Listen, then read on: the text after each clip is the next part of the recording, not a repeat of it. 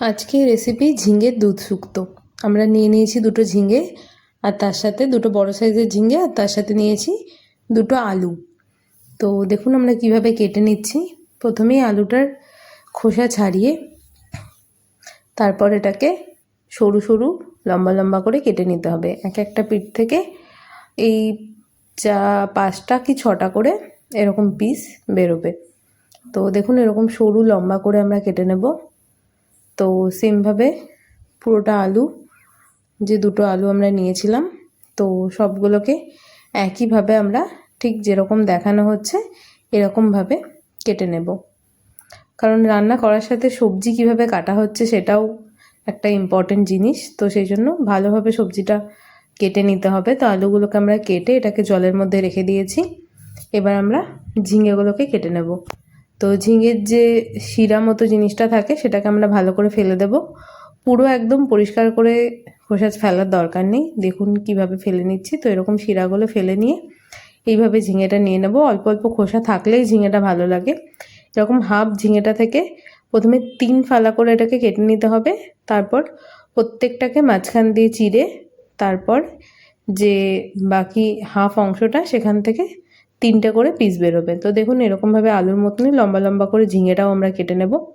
এবার একটা মশলা বেটে নেব। মশলার জন্য আমরা প্রথমেই নিয়ে নিয়েছি 1 চামচ রাঁধুনি, আর তার সাথে একটা কাঁচা লঙ্কা। তো এটাকে শিলপাটায় দিয়ে সুন্দর করে মিহিভাবে বেটে নেব। তো এখানে একটা লঙ্কা আর রাঁধুনি এটাকে একসাথে নিয়ে আমরা শিলনোড়ার সাহায্যে সুন্দর করে মিহি করে বেটে নিচ্ছি। অল্প জল ইউজ করা যেতে পারে।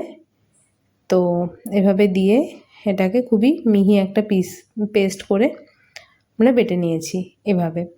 তো এটাকে ভালো করে বেটে একটা বাটিতে আলাদা করে রেখে দেব মশলাটা।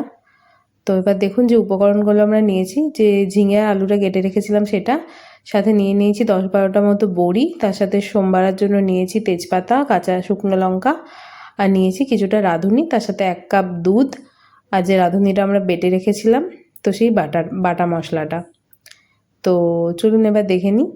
প্রথমেই একটা কড়াইতে তেল বসিয়ে তেল গরম হতে দেব। তেল গরম হয়ে গেলে এর মধ্যে দিয়ে দেব যে বড়িগুলো নিয়েছিলাম, সেই বড়িগুলো দিয়ে বড়িগুলো লাল লাল করে প্রথমেই আগে তেলে ভেজে নেব। তো এরকমভাবে নেড়ে চেড়ে বড়িটা একদম লাল হওয়া পর্যন্ত ভেজে নিয়েছি। দেখুন ঠিক এরকম লাল করে বড়িটা ভেজে নিতে হবে।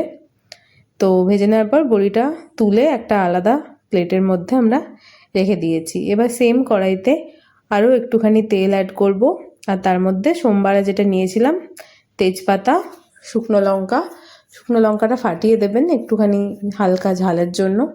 তো তেজপাতা, শুকনো লঙ্কা দিয়ে দিয়েছি। আর তার মধ্যে আমরা যে রাঁধুনিটা রেখেছিলাম সেই রাঁধুনিটাও এর মধ্যে একই সাথে আমরা অ্যাড করে দেব। তো সোমবার ভালো স্মেলটা বেরিয়ে আসলে এরপর আমরা যে সবজিটা কেটে রেখেছিলাম ঝিঙে আর আলু, তো সেটাকে তেলের মধ্যে দিয়ে দেব। তো পুরোটা সবজি দিয়ে এটাকে নাড়াচাড়া করে নিতে হবে।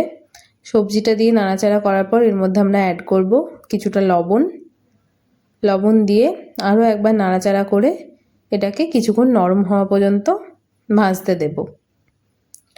তো দেখুন সবজিটা এরকম নরম হয়ে আসলে এরপরে আমরা যে দুধটা রেখেছিলাম 1 কাপ পরিমাণ, সেই দুধটা এর মধ্যে পুরোটা অ্যাড করে দেব। আর দুধটা অ্যাড করার পরে এই সেম দুধের কাপের মধ্যেই আরও সেম 1 কাপ পরিমাণ জল আমরা এর মধ্যে অ্যাড করে দেব। তো এই দুধ আর জল যেটা আমরা দিলাম এটা দিয়েই পুরো সবজিটা আর কি সেদ্ধ হবে। এটা দিয়ে ভালো করে নেড়ে চেড়ে নিয়ে এবার যে বড়িটা আমরা ভেজে রেখেছিলাম সেই ভেজে রাখা বড়িটাও এর মধ্যে অ্যাড করে দেব। বড়িটা দিয়ে আরও একবার খুব ভালো করে নেড়ে চেড়ে নিয়ে এটাকে আমরা ঢাকা দিয়ে 7 থেকে 10 মিনিটের জন্য সেদ্ধ হওয়ার জন্য এটাকে ফুটতে দেব। তো দেখুন ঢাকা খোলার পরে ঠিক এই রকম হবে জিনিসটা। তো এই অবস্থায় এটাকে খুব ভালো করে একবার নেড়ে নিয়ে এরপর আমরা বাকি জিনিসটা করব। তো দেখুন এরকমভাবে পুরো সব আলু, ঝিঙে যেগুলো ছিল সমস্তটা ভালো করে সেদ্ধ হয়ে গেছে। এবার আমরা যে রাঁধুনিটা বেটে রেখেছিলাম সে বাটা রাঁধুনিটা এর মধ্যে অ্যাড করে দেব। রাঁধুনিটা অ্যাড করার পর খুব ভালো করে রাঁধুনির সাথে পুরো যে সবজিটা সেটা একবার খুব ভালো করে মিশিয়ে নিতে হবে। একদম সুন্দর করে নেড়েচেড়ে মিশিয়ে নেওয়ার পরে কয়েকটা বড়ি আমরা একটু ভেঙে ভেঙে দেবো, আর কয়েকটা আলু, যে আলুগুলো দিয়েছিলাম সেই আলুগুলো চামচের সাহায্যে একটুখানি গেলে দেব। আলুগুলো এরকমভাবে গলিয়ে দেওয়ার কারণে যে ঝোলের কনসিস্টেন্সিটা সেটা একটু মেনটেন হবে, ঝোলটা একটু গাঢ় গাঢ় হবে। তো এরকমভাবে দু একটা আলু একটুখানি ভেঙে নেওয়ার পরে এরপর আমরা সামান্য একটুখানি চিনি অ্যাড করব। যেহেতু এটা নিরামিষ রান্না, তো হালকা একটু মিষ্টি মিষ্টি হলেই খেতে ভালো লাগে, তাই সামান্য চিনি এখানে আমরা অ্যাড করেছি। তো চিনিটা দেওয়ার পর আরও একবার খুব ভালো করে মিশিয়ে নিয়েছি। এরপর নামানোর আগে আমরা লাস্টে অ্যাড করব কিছুটা পরিমাণ ঘি। ঘিয়ের জন্য খুবই অসাধারণ একটা স্মেল আসে, তো ভালো মানের একটু ঘি ইউজ করা দরকার। তো সামান্য 1 চামচের মতো ঘি এখানে আমরা অ্যাড করে দিয়েছি। তো ঘিটা দিয়ে আরও একবার খুব ভালো করে নেড়েচেড়ে নিয়েছি। তো আরও 1 মিনিট ভালো করে ফুটতে দেব, তাহলে রেডি হয়ে যাবে আমাদের ঝিঙের দুধ শুক্তো। এই রেসিপিটি আমার দিদার খুবই পছন্দের একটি রেসিপি। উনি ওপার বাংলার মানুষ, তো দিদা এই রেসিপিটা খুবই ভালো তৈরি করতেন, আর আমরা সবাই এটা খেতে খুবই পছন্দ করি। তো আপনারা অবশ্যই এটা বাড়িতে ট্রাই করবেন আর জানাবেন কেমন হয়েছে।